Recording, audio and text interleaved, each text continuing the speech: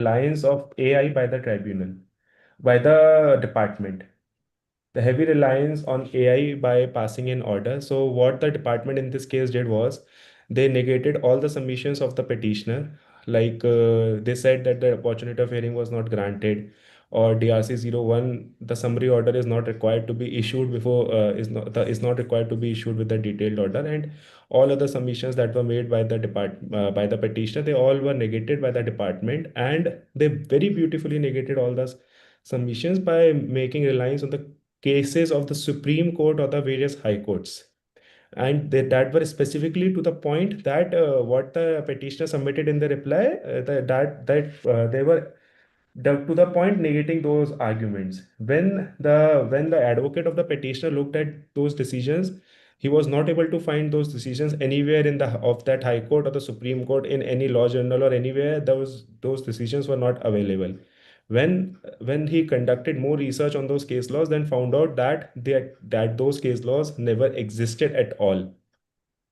So it came to the knowledge that the department relied on the cases by just ChatGPT, by Googling or by ChatGPT on the portal, and just made all the negated all the points of the petitioner without having any lines on the actual case law. So in this, the Gujarat High Court said that there should be a proper mechanism, and a quasi-judicial authorities should there should be some parameters for the quasi-judicial authorities before placing reliance on the AI generated on any AI generated content, so that such mistakes should not be reported in the future. Should not be reported in the future. I think yeah, this AI based trend is growing in India. So I remember, I think last year we had first case law in Bangalore in IT80 IT, right? when certain fictitious case laws were quoted. And nowadays, I think every month or so we are getting one judgment wherein these AI generated case laws are being reported. And the court have also given judgment. So it's not like that this fictitious case law is being quoted by advocates and they are caught before giving the judgment. So in a lot of cases, the judgment itself is also being passed, and then after the judgment is passed, it comes to the notice that this is a fictitious judgment. I So, specifically remember when we were in school, there used to be a topic of debate where we have to take part. Technology, a boom or a ban. So we had to take part in the debate and say, so it is that AI is just like that only. If not used properly, it has all the negative impacts than we cannot even imagine. And if it is used properly, then it is more useful than what we have done till now.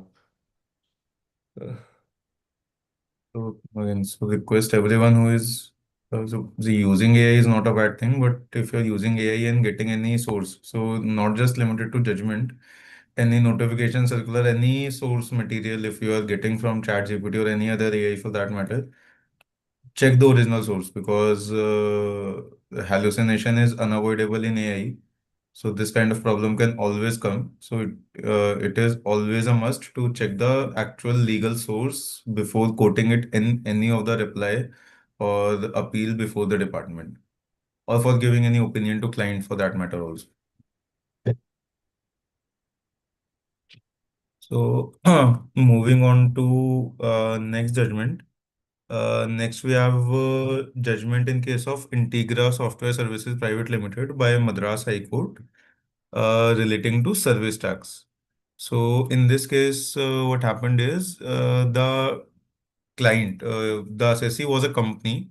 The director of the company gave property on rent to the company, and company paid RCM, service tax under RCM on that service, and claim credit. The department came and department said that this service is not liable for RCM. So the credit, whatever is taken by the company, that is disallowed. So after the credit was disallowed, a refund claim was filed for excess payment of tax.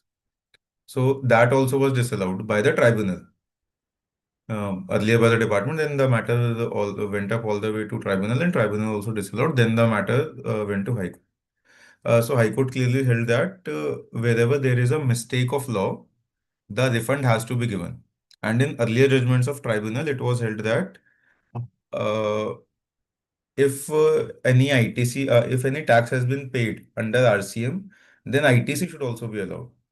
So this has been so even in other than RCM also we had many judgments in excise regime, wherein it was held that if I am a supplier and I, let's say me being a supplier, I have made some supply, it was an exempt supply, but I charged some excise duty on it, and my recipient took the credit. So what department used to do is they used to go to the recipient and they used to disallow the Senate credit on the ground that the supplies itself is exempt. So whatever tax is paid on it, that is not excise duty. That is basically excess payment of tax. Similar notice we have received a lot in GST regime also, especially in context of rates.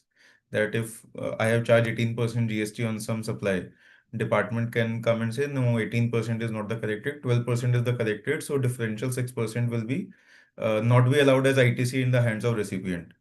So in excise regime, lot of judgments are there which says that if the supplier has paid the tax, then recipient is eligible for the tax. If the department is arguing that ITC is not eligible, then department also has give refund to the supplier. So department cannot play both sides. From the supplier, they are saying that whatever you have paid, that is fine. From recipient, they are saying whatever is the correct amount, only ITC is available to that extent. So either give credit for the whole amount or give refund for the incorrectly deposited amount. You cannot keep the amount from one side and not give credit to the other party. That is not allowed. So in similar, so lot many judgments are already there. This is one of those judgments in our latest line of judgments. So any such issue in GST, if anyone is facing, these judgments can be used to support their case. I think the department already made out the case for the assessee by rejecting, by rejecting the ITC, denying the ITC, as we have a lot of jurisprudence under the earlier regime in service tax that collected without authority of law is not tax. Article 265 the Constitution of India. There are a lot more cases. So if the department is saying that you are not liable to pay RCM and the department denied the ITC, then they already made out the case of the refund as well. So yes, there are a lot of cases available where the tax paid case should be available as ITC, and even in case the department is denying the ITC, then the refund of the excess tax paid, which is collected without the authority of law, should be allowed as the refund to the assessee. Agree. Hmm. Agreed, agreed. Then we can Uh, move to the next one. Case that I would like to take up is of Larsen and Tubro of the Rajasthan High Court. Interesting case. Good jurisprudence, logical jurisprudence that one company of Larsen and Tubro was merged into the amalgamated into the another company of Larsen and Tubro, and it was specifically intimated to the department that this company is now not in existence, as this has been amalgamated into another company, and the GSTIN of the amalgamated company is this one. That is a different GSTIN of the and that is different of the old GSTIN. Even though having knowledge of the specific peculiar facts that the company has been merged or this entity is no more in existence, the department served the notices and the orders on the non-existent entity and raising demand of substantial amount. The matter went up to the High Court, and the High Court clearly held that when it was in the knowledge of the department, when the letters were already written to the department saying that this company has been amalgamated and this GSTIN no longer exists, then the department cannot issue any notice or the order on the non-existent entity if the demand, if any, has to be recovered or if any has to be raised, should be raised on the amalgamated entity.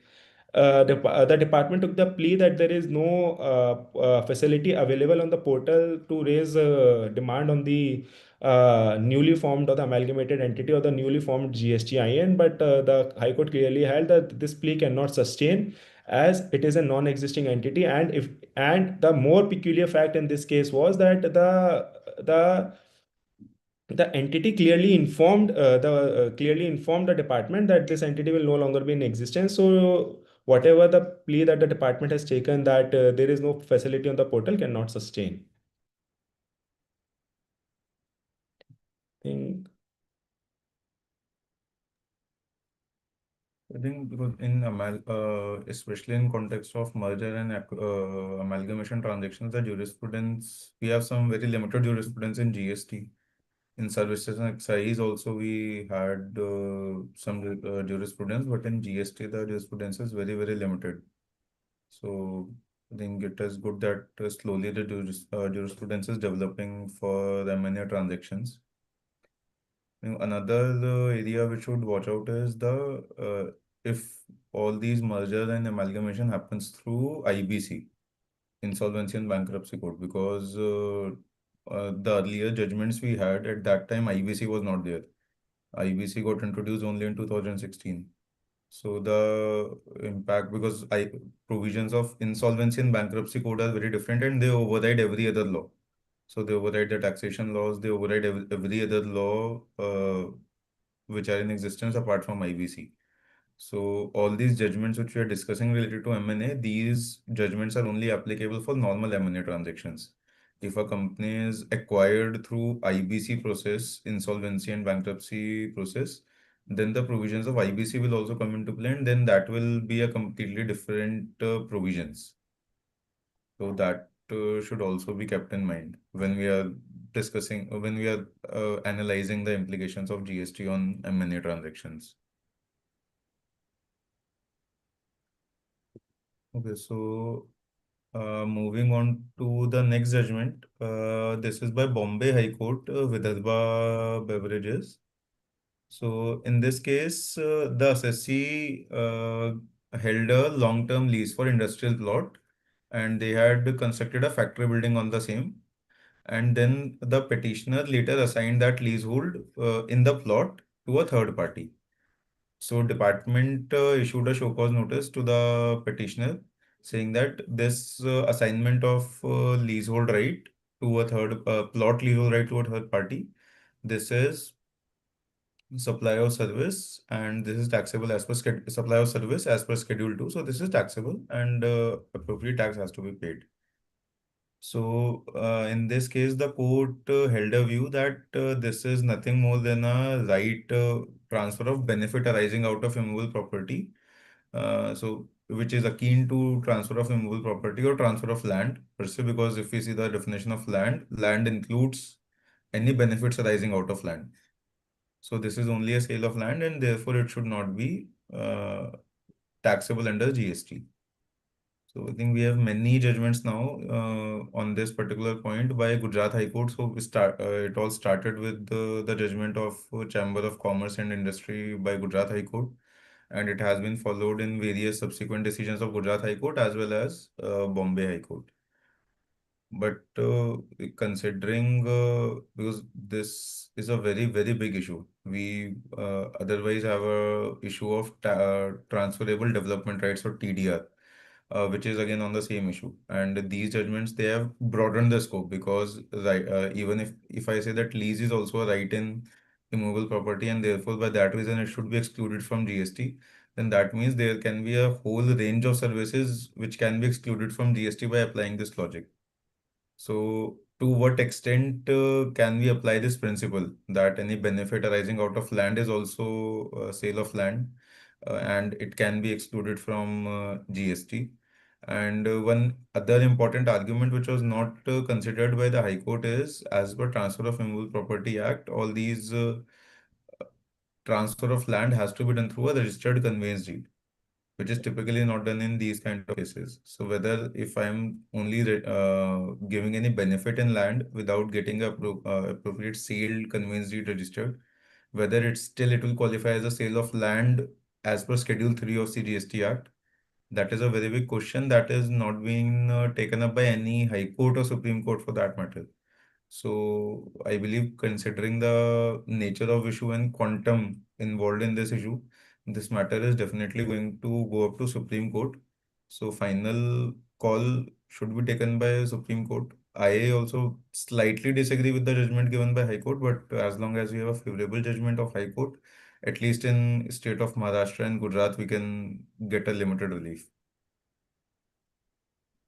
So Mahit, my question to you in this judgment is, as you know, we are there is a lot of, you already discussed in a brief, but if we can discuss more, like there is a lot of issues related to transferable development rights only, that whether the construction service has been provided or the transferable development right should be considered as the sale of land or not.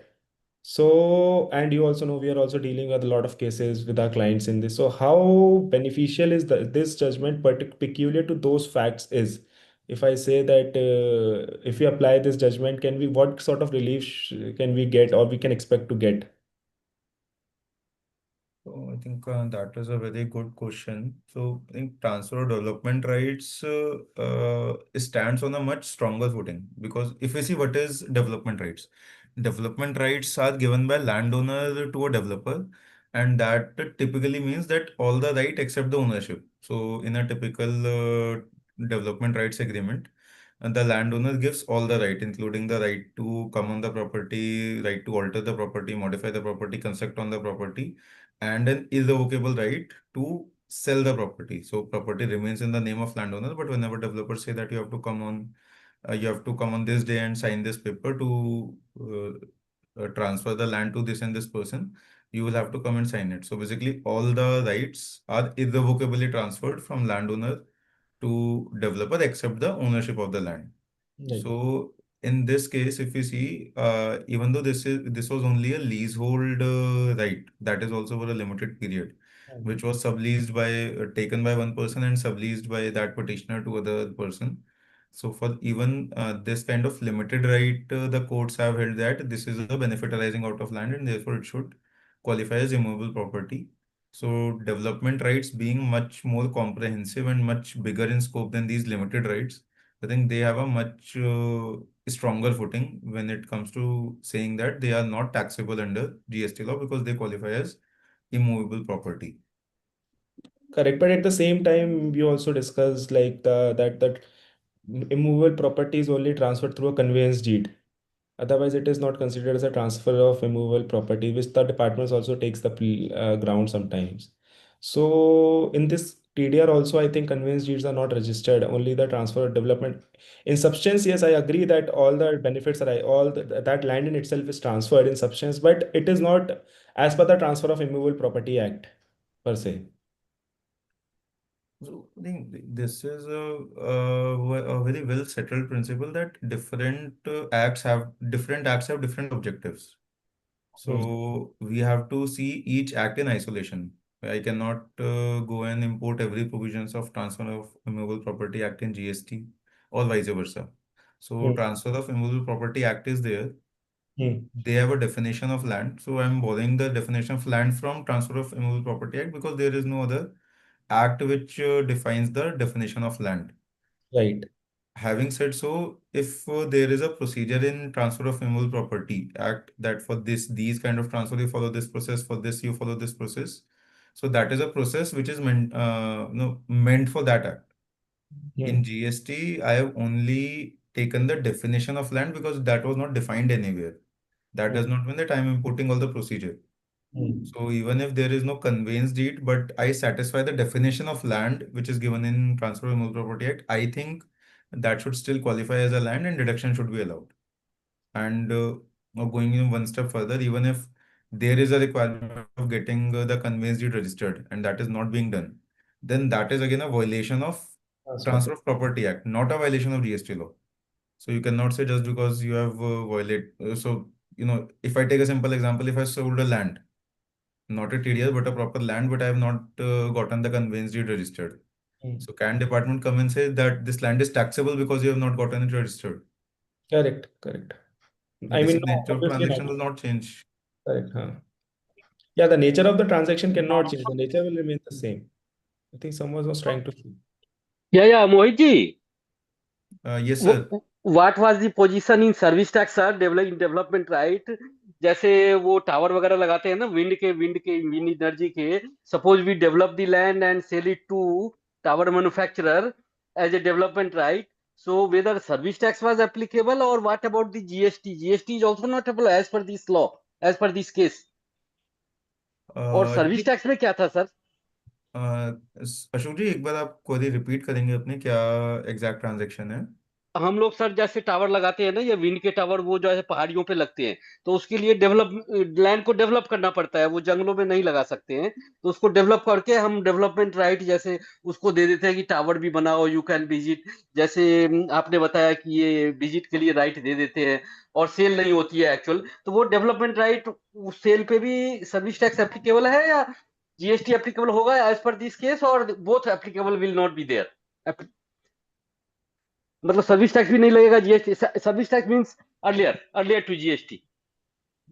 The service tax or GST law broadly are same. Service tax, I would say, is on slightly stronger footing because in GST in Schedule 3 they have mentioned sale of land. In service tax, the exclusion was sale of immovable property. So immovable property is generally treated as wider than land. So in service tax, I would say the same case would be in a stronger footing. So any benefit arising out of land, they would qualify as immovable property and they should be out of service tax. But yes, at department level, that litigation is going on because even at High Court and Supreme Court level, this issue is still being debated. There is no settled jurisprudence as of now. I think the taxability also depends upon the fact that for the time period for such development right has been given and the consideration, the form of consideration. I think if the land is given for a substantial period of time, that it has been transferred in substance by maybe not by registering a conveyance deed, but it has been transferred to the one who is like erecting or installing that windmill on that or is it just given on lease for a particular, say, 5 years, 10 years, and then after that it will be taken No, by. no, no. We develop the land and give it to them to manufacture, to make the tower over there, and that tower runs around 30 to 35 years. Wind tower, that electricity is generated through wind through that tower. Right? And how the consideration is given, sir, Ashok ji? Consideration तो बस वो development right once it is sold, so per unit we define it. Generally we take the whatever pricing is there from the manufacturer. कि कितना land है, how much acre land is there. So based on that consideration is taken. Per month it is decided or it is. No, once for all, once for all. It So is I think given. it is a good case for, I think this is akin to sale of land only or the benefits arising out of land. Right, right, right. But department is saying it is under business auxiliary, under service tax or The department will not GST. agree to these grounds. They are not ready. Yes, yes. These are to be So, fought at tribunal and high court level. so Mohit ji, can we refer this case of Bombay to department, that now the development right, Bombay High Court has given this judgment and this GST is not applicable? Can we refer that case? The case law you can definitely refer, but Right, right. any case law outside because judgments is by Bombay and Gujarat High Oh, Court. So right, within Maharashtra and Gujarat, they will have power. Outside right, the state, these judgments only have persuasive power. So that can definitely be given. That can be quoted in your reply. But any officer outside these states will not be bound by these judgments, but that will have a persuasive value. right, sir. Right, sir. Thank you. Mohit, it's 12:30. Should we take up another judgment or should we open the mic for everyone to? No, I think we can finish off the judgments in next 5-10 minutes. Then we can open the police session. Okay, so I will take up another judgment then. Okay, another important judgment that I would like to discuss today in this session is of the Bombay High Court again of Bajaj International Realty Private Limited. Very interesting judgment related to attachment of the bank account of the petitioner. So in this case, basically, the jurisprudence or the analogy or whatever the ratio has been laid down in the decision of the Supreme Court of the Radhakrishnan Industries versus State of Himachal Pradesh. That was a beautiful, very beautiful judgment by the Supreme Court of India, wherein they laid down the specific procedure or the specific facts you can say wherein the section 83 read with rule 159 or 153 that can be followed, like it cannot be 159, right? The procedures of say, the powers given under section 83 are very draconian powers and they cannot be invoked without having without having proper opinion that yes, the property is liable to be attached or it is for the benefit of the revenue only. In this case also, the order was passed by the commissioner. The order was very unreasoned. No reason was written that why should the property be attached, or why there is an opinion of the commissioner that it is for the benefit of the revenue, or that the whatever the demand that is being raised on the assessee, that he is not going to contest that, or he is not going to deposit it. So, in this case, the Bombay High Court, relying on the judgment of the Radhakrishnan Industries, specifically held that any unreasoned order that is being passed cannot attach any property under Section 83. And if the property has to be attached, Section 83, the powers of Section 83 has to be invoked very carefully. They cannot be invoked in a casual manner like done in this case. So, I mean, we see a lot of cases in our daily life where Section 83 powers are invoked randomly without giving any proper notice even. Sometimes I have seen in many cases that the Section 83 is invoked without even issuing the show cause notice to the petitioner. Just to say, and what they write in the notice or in the attachment notice is that it is for the interest of the revenue or for the protection of the interest of the revenue. So any such power that is being used by the department can be right away challenged in the high court, as we have a lot of jurisprudence. One of the main is the Supreme Court, and then yes, various other high courts have held that these powers wherein attachment powers has been given to the department, such as blocking the liability register, e-credit register, or attaching the bank account. These powers should be used in a very careful manner and not in a casual manner. So, I mean, my only point in this case is that wherever the bank account has been attached or any property has been attached, uh, we should right away see that whether a reasoned order has been passed or not. Otherwise, we should directly challenge it in the jurisdictional high court. And especially in cases of e-credit ledger blocking and bank account attachment, there's a lot of cases we have seen wherein department has just blindedly, without any reason, they have start the process of attaching the e-credit ledger, especially if you see the language of Rule 86A. So it says that availment of ITC in any manner contrary to provisions of law. So the provision of 86A is also very wide, and department a lot of time uses that provision to block the e-credit ledger without giving valid reasons.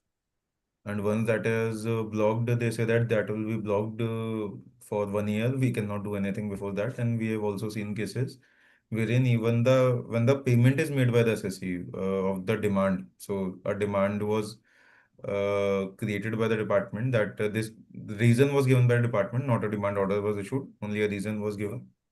And uh, basis that they blocked the ledger, assessee paid the demand through DRC 3, and even after that the credit ledger was not blocked. So these kind of a lot of these cases are happening. So we have to be very, very careful, and in case of any issue, as Ayush rightly said, that approaching high court is the only option the assessees have. So moving on to the next judgment. So next judgment is again by Bombay High Court in Leela Devi Santosh Kumari Bhoot versus State of Maharashtra. So this is in context of Maharashtra VAT. So, but this is a general principle which was discussed, so I thought it would be beneficial even in GST law. So in this judgment was related to director's liability in case of non-payment of tax by company. So in this case, the company was charged with some offense of non-payment of liability, and liability was also imposed on the directors. So this one director, they had so the allegation was that they had submitted false and fabricated information by giving false declaration in Form F to Sales Tax Department under the CST and VAT law, and they have defrauded the government exchequer. And therefore, as per Section 75 of Maharashtra VAT Act, the directors were also liable to pay the tax amount. Because what Section 75 says is any person who is in charge of or responsible to the business entity for conduct of the business shall be deemed to be guilty of the offense. So in this case, the High Court held that the department first of all has to prove that the person was actually involved in day-to-day operation. So merely because the person signed some document does not mean they were directly involved. Because as we also see, this is a very common practice that in a lot of documents you have to get them authorized by a director. So just because director has signed a document does not mean that he is actually involved in execution of that particular transaction. And the person on which this financial liability can be imposed, it can only be imposed on that person who was involved in the actual execution or the operation of day-to-day operation of those transactions. So I think this is a very, very important judgment for all the basically C-suite employees, all the CFO, CXO, CEOs, all the directors, all the presidents, vice presidents, so all the top management people, because most of the time they have to sign documents, but they do not directly know whether any non-compliance or whether any issues are there in those documents. So just because they have signed the documents does not automatically mean it will be their liability. But at the same time, they should also exercise caution, and whatever documents are being signed, they should carefully look at it. Having said that, we should also note that this provision is in context of Maharashtra VAT. The provisions of Maharashtra VAT and GST are also different. But I think in GST, the provisions are a little more liberal. So considering the judgment provisions of Maharashtra VAT and GST, I believe in GST the protection is even better as compared to Maharashtra VAT. So in conclusion, it is duty of the department to prove that whenever they are levying any sort of tax or penalty on any person in his individual capacity apart from company. So it is duty of the department to prove that that person was involved in a day-to-day affair, and merely saying that just because he is a director, he is liable, that stand will not suffice. Right. I think we can start the query session now. Uh, yes, maybe I think we can one if you have one more judgment you can take up, otherwise we Okay. can start. Start it. Going. Okay, so then we can start with the question and answer session. So if any participant have their own query, they can unmute themselves and ask. We also have received some queries in our Google form. So those queries we will take up later. First, we'll take up queries if any of the participants who are attending. The query can be related to anything, not specifically related to the case laws that we discussed. It can be related, any query can be asked.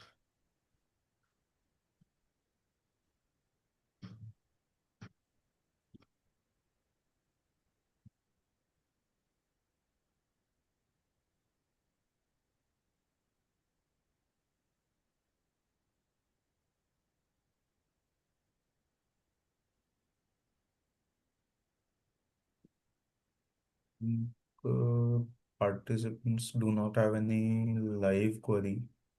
So then maybe we can move on to the queries we have received. Uh, I think one query is yes, there is one query in the chat box.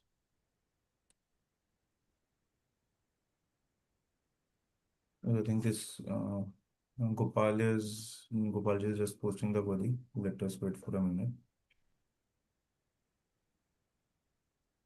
I'm saying, when did GST become so simple that nobody has any query? Mm. As per government, this is good and simple tax.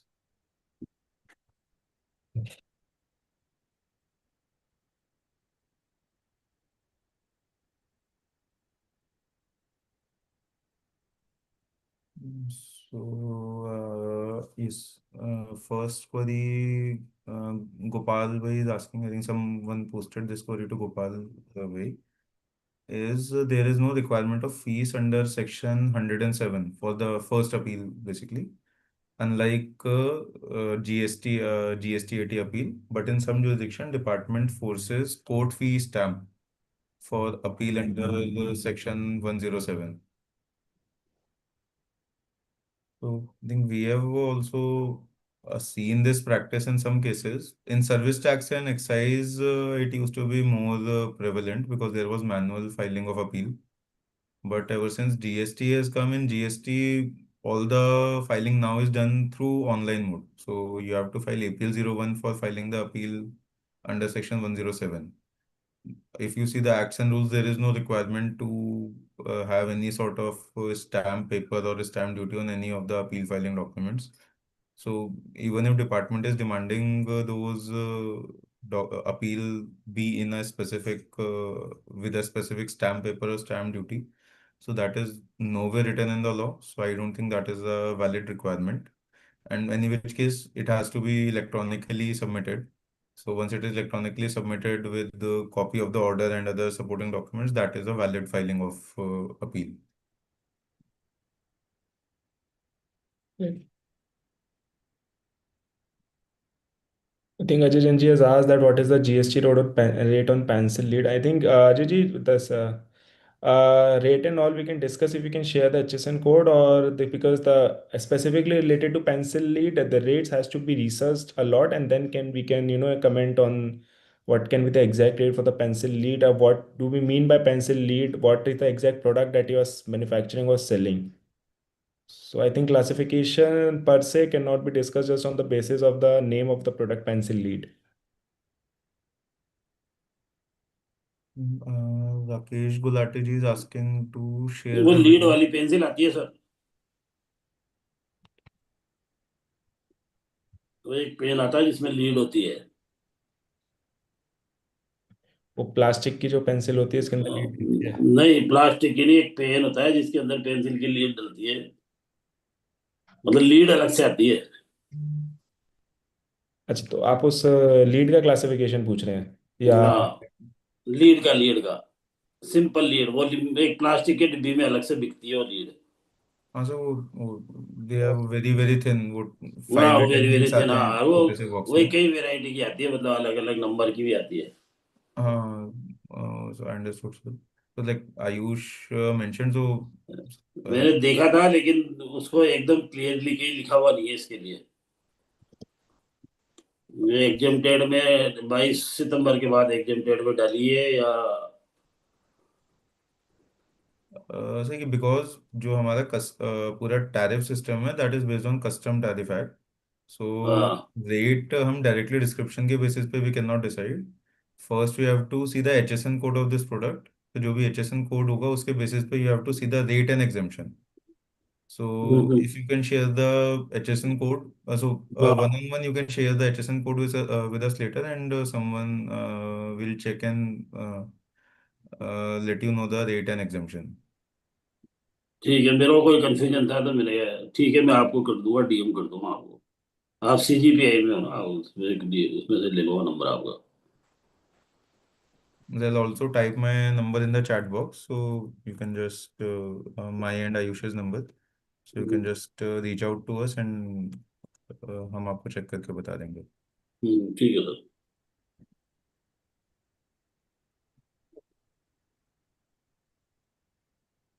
So Rakesh ji is asking to share the video. So Rakesh ji, all our sessions are live streamed on YouTube.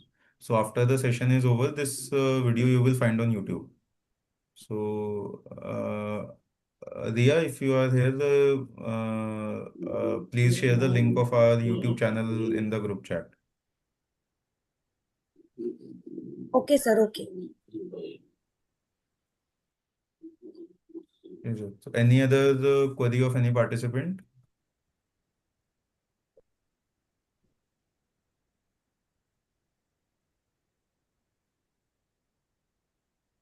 I think there are no other queries. Or if I think then we can move on to the queries we have received in the Google form. Right. So, first query is regarding refund of pre-deposit. So, if for filing a appeal, pre-deposit is made through ITC, and later on the matter gets disposed of in favor of the assessee. So, what is the sorry, what is the procedure to get a refund of that pre-deposit, and how should it be done? I think the refund procedure, I think, is this is pretty simple. We have to just file the refund with our adjudicating authority, and whatever the deposit that we have made through ITC will be refunded back to our ITC ledger only. This is, we have to remember that if the pre-deposit has been made using ITC, then the refund will be allowed only through ITC and it will not be allowed in cash. So if we have the order of the first appellate authority, say, deciding in our favor, the refund has to be filed with the proper officer or with the jurisdiction officer that we have, and with along with I think we can submit the copy of the order along with an application that this appeal has been decided in favor of, in our favor, and whatever the deposit we have made through ITC should be refunded in our electronic credit ledger. But how whether it has to be done through RFD1, or what is the process that should be followed? Because we are also receiving some queries that matter has been disposed of, but there is no process which is given by the department. I think that is where this confusion is coming. When I file refund on the portal, there is an option. I mean, I don't specifically remember, but refund arising out of order of any court, high court, tribunal, etc., etc. I think there is one option, or if not, there is always an option of any other category on the online portal that where we can file the refund application. I think there is an option. Gopal is also saying that there is an option that refund arising out of order of court, tribunal, etc. With that, there we should file an refund application. I think that option is meant for if there is any, let's say, excess payment of tax is made, and finally the order comes that tax was not payable. I think that option is meant for that, but uh, if there is no other option, then we can go in that option Right, only. right. You are correct that that option is for that only. So High Court said that the refund should be allowed. Suppose I filed any refund, say export refund only, and that refund got rejected and the High Court at the later stage allowed me the refund. Then that option is for that. But I think we can also go for this pre-deposit option in the pre-deposit refund in that option as well.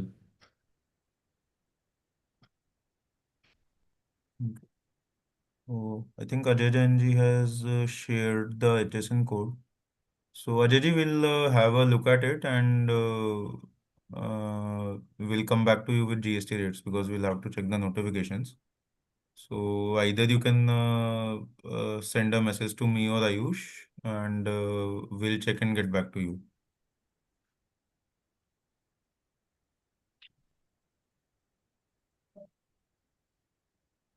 So I think Another, yeah. Another peculiar query that I am reading on this Google form right now, any good query is the exemption on the electricity collected by the builder or the landlord, I say. So what I understand from the query that the participant or any that the participant want to ask is that suppose if I have given any property on lease, and apart from the lease rent, I am also collecting the electricity.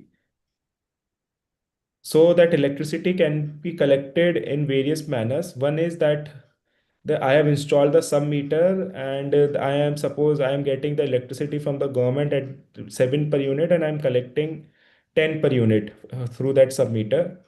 Or maybe I'm collecting the actual electricity only. So whatever the amount I'm collecting, whether it is taxable or whether it is exempt. So, so. I think there are two, three grounds which, because we are dealing with a lot of matters of electricity recovery. So there are two, three grounds which we can see. So, see, first of all, if I say it is a separate supply, because rent is leasing is a separate supply, supply of electricity is a separate supply. So it is a very well established law that electricity is movable, so it is goods. And we also have notification number, so it gets classified under HSN 2716, if I remember it correctly. Correct, correct.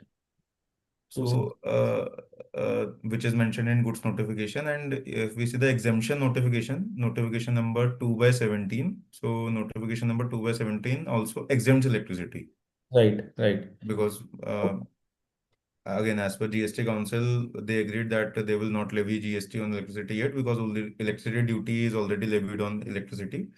So, therefore, it was made exempt in GST law.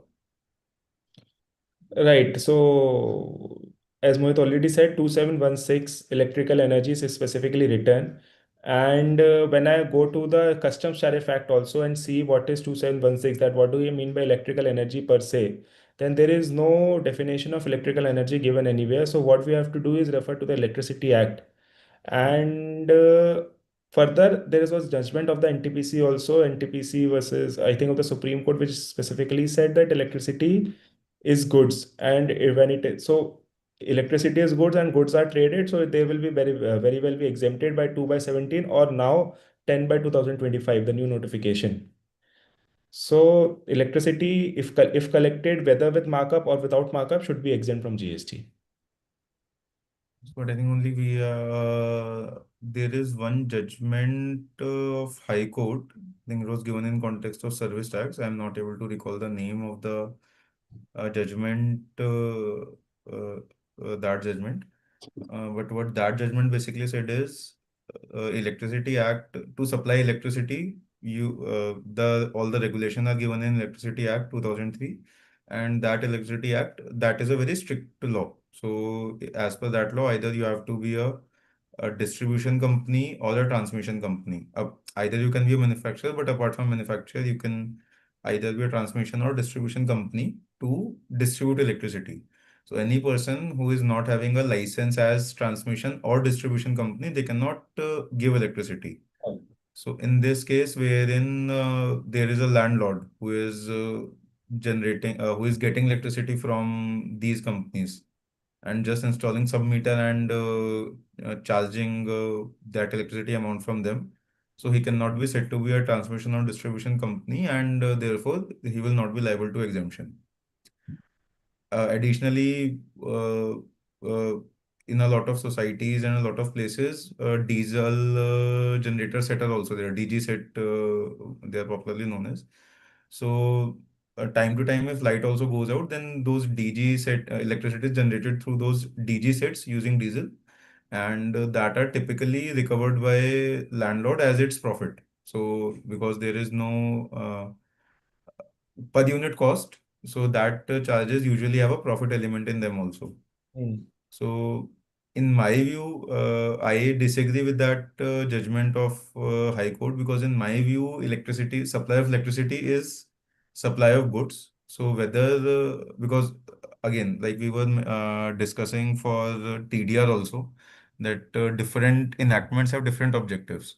So Electricity Act is a different enactment with a different objective, and GST is a different enactment with different objective. So in GST, if I'm taking something and giving it further to any other person, so that is a purchase and sale transaction. In Electricity Act, that may not be the same. And even if that is the same, then that is a violation in Electricity Act. When I'm talking about GST, I have to only see the GST law. So Right. if I am supplying electricity to a person and getting a consideration, that is a supply of electricity. There is no additional service which I'm giving to that person. That is a pure supply of electricity which is exempt. So that should not be chargeable in GST, whether it is with a profit margin or with or without profit margin. So that is my view. Correct. I think there are two queries in the chat box. Mohit, hello. Mohit, regarding this specific electricity query, I also had one point, if you can clear. when we say supply, so there is a principle, nemo that quod non habet. If I don't own something, I cannot sell something. This is the principle in the Contract Act. So, to what extent department will be able to invoke this principle, saying when you are recovering the electricity charges from the tenants, you are merely recovering it from the on behalf of the, because you are not owning the electricity, you are not storing the electricity. Can you sell it unless you own it?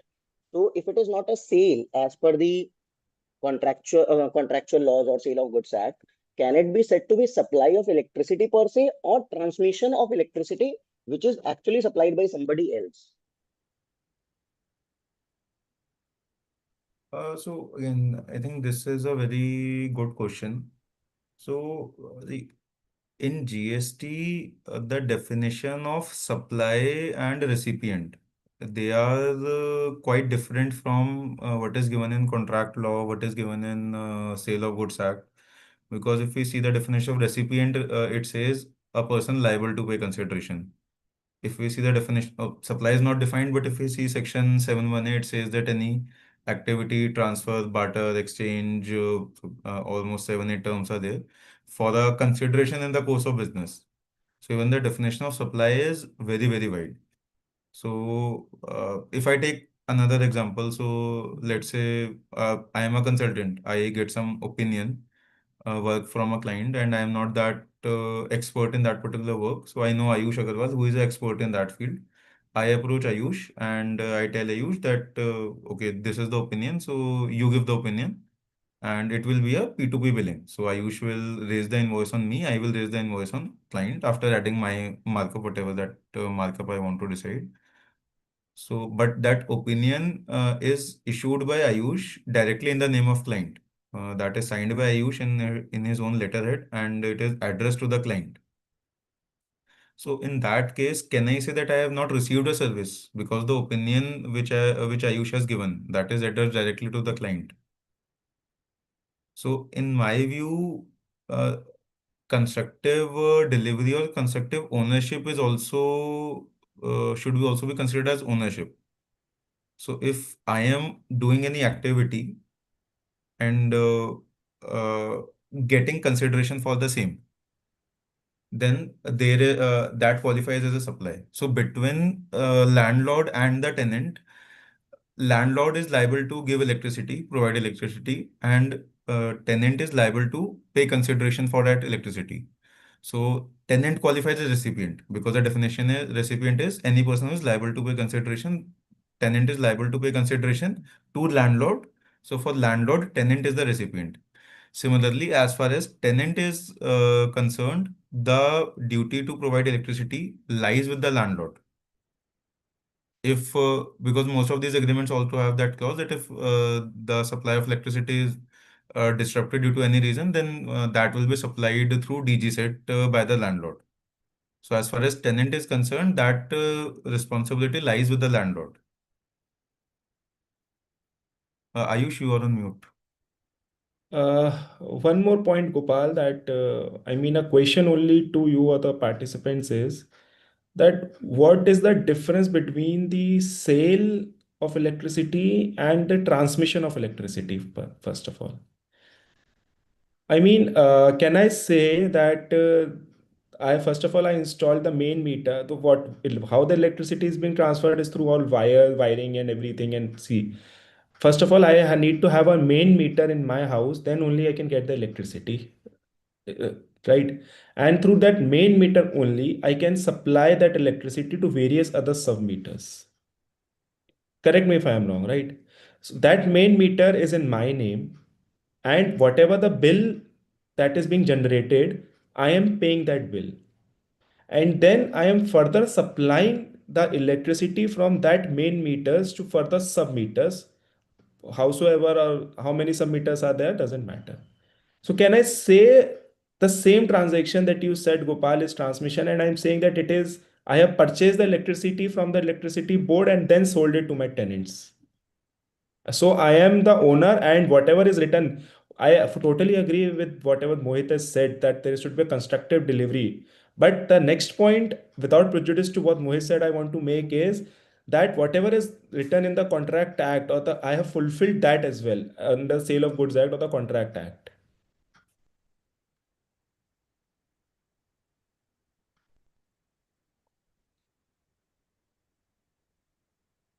So I think this should also be considered. Right, right. What you said now, I agree with both what you and Mohit said. Hmm. Just a food for thought, because because this is still a gray area, especially in GST, because of the negative advance rulings, Hmm. and this issue is prevalent since the service tax era. So there might be some understanding, because when this particular transmission of electricity is given in the rate notification for services, whereas the sale of electrical energy is given in the goods notification. So there might be a very thin line of difference, and not sure how the courts will unfold this. There'll be different school of thoughts. One more thought can be, when we are saying that we are purchasing and selling it, in normal course of purchase and sale, I usually have a right that I can sell it to somebody else also. But whether in case of the electricity, when I'm getting the lines installed at my this residential premises or whatever, can I sell it to somebody else? Ideally, no. When the electricity company is giving it to me, so maybe those things also will need to be considered. That's my view. But Yep. yes, I do agree. Especially given the judgment of the Supreme Court. That I mean, arguments from both the sides are possible, and Right, it's right. interesting to see how this unfolds under the GST Act and how the jurisprudence develops. Absolutely, absolutely. So I think we have one more query from Sumit Bhalla. So Sumit is asking, suppliers GST registration is cancelled retrospectively and the department demands reversal of ITC from the recipient. What are the defenses available for the recipient when tax invoice, payment, and goods receipt are genuine?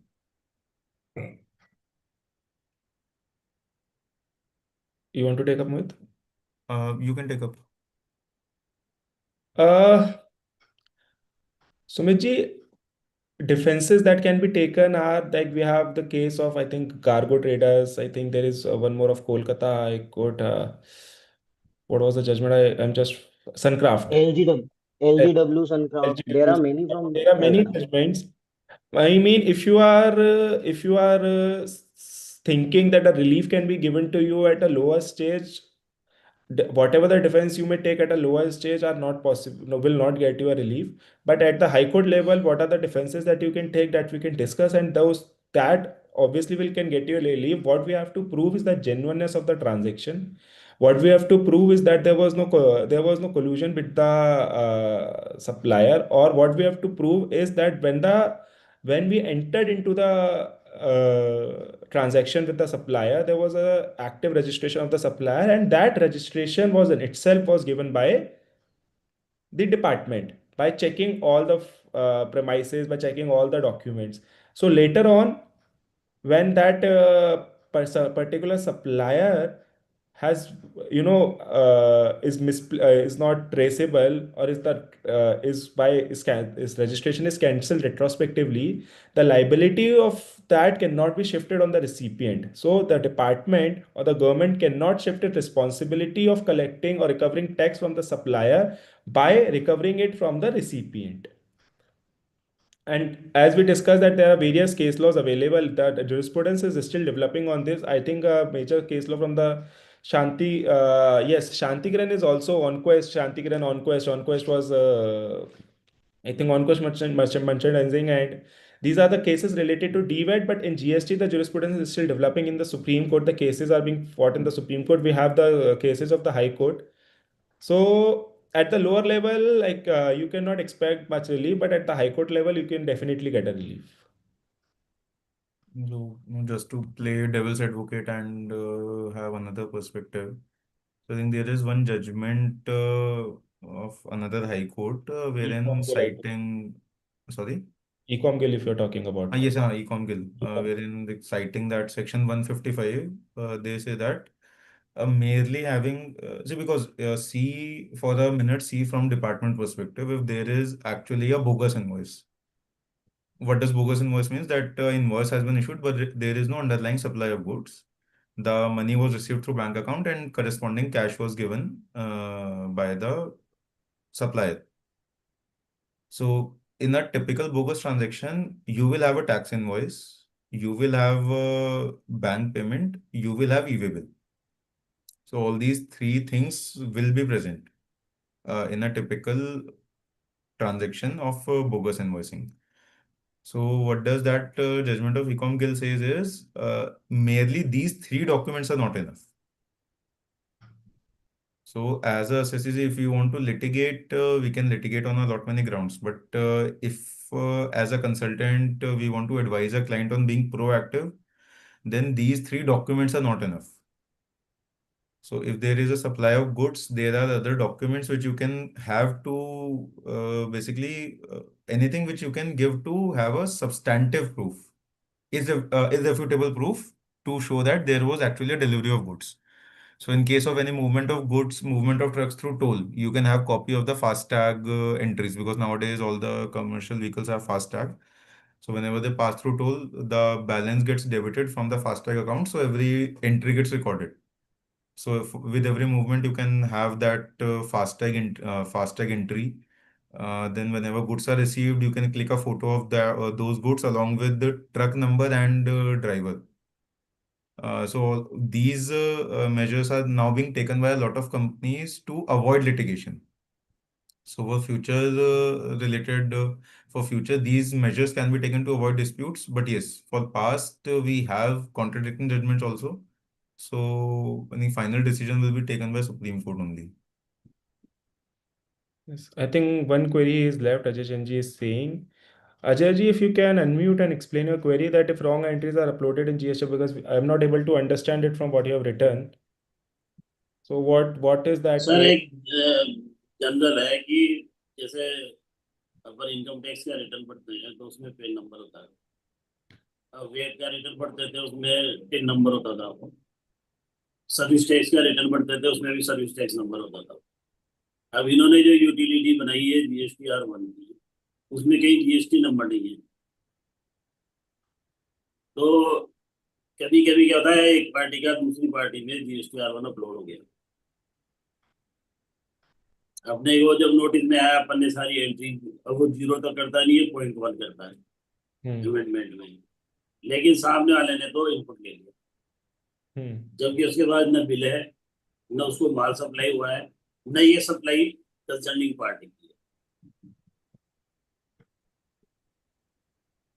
हम्म अब ए वो इस चीज को मान नहीं रहा, वो कह रहा है कि नहीं कि तो ये जो आपने सितंबर में करेक्शन करे अगले साल, उसको एक्सेप्ट नहीं करता, जो 0 करे ना कि अपन साल में GSTR में मिलाते हैं एक बार पूरा।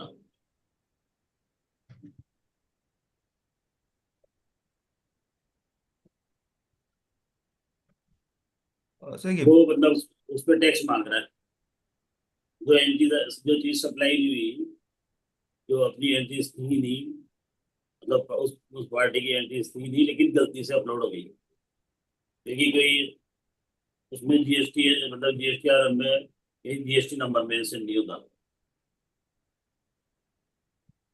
और अकाउंटेंट ने क्या है कि सब्जेक्ट में गलत एक्चुअली नाम क्या लिख दिया। है इसमें हमने भी ऐसे बहुत से केसेस लड़े हैं. Department merely cannot fasten a liability on you just because the other person has taken the input tax credit.